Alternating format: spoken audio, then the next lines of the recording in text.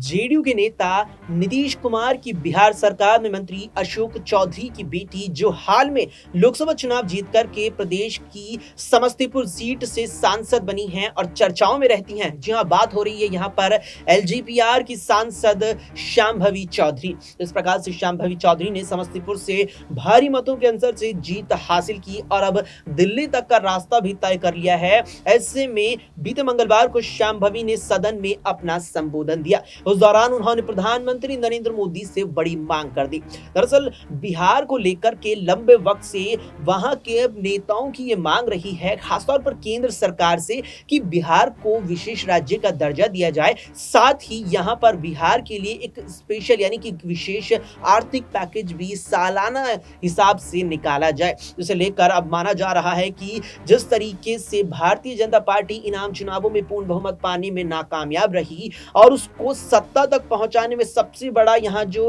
Role अदा कर रहे हैं वो टीडीपी और जेडीयू नजर आ रहे हैं। ऐसे में नीतीश कुमार मुख्य सहयोगी दल केंद्र की सरकार में होने के नाते बिहार के लिए यहां विशेष आर्थिक पैकेज और विशेष राज्य के दर्जे की मांग कर सकते हैं। और अब मात्र यहां पर नीतीश कुमार की बात नहीं है, बल्कि खुद यहां पर एलजीपीआर की सांसद शांभवी चौधरी ने भी सदन में संबोधन देते हुए प्रधानमंत्री मोदी से मांग कर दी कि बिहार के हर एक युवा को इस समय उसके राज्य के लिए विशेष आर्थिक पैकेज और राज्य को विशेष दर्जा देने की जरूरत पड़ रही है, क्योंकि बिहार देश का वो राज्य है जहां के युवा बड़ी संख्या में उत्तर भारत में दिल्ली और महाराष्ट्र के मुंबई जैसे बड़े शहरों के लिए व्यवसाय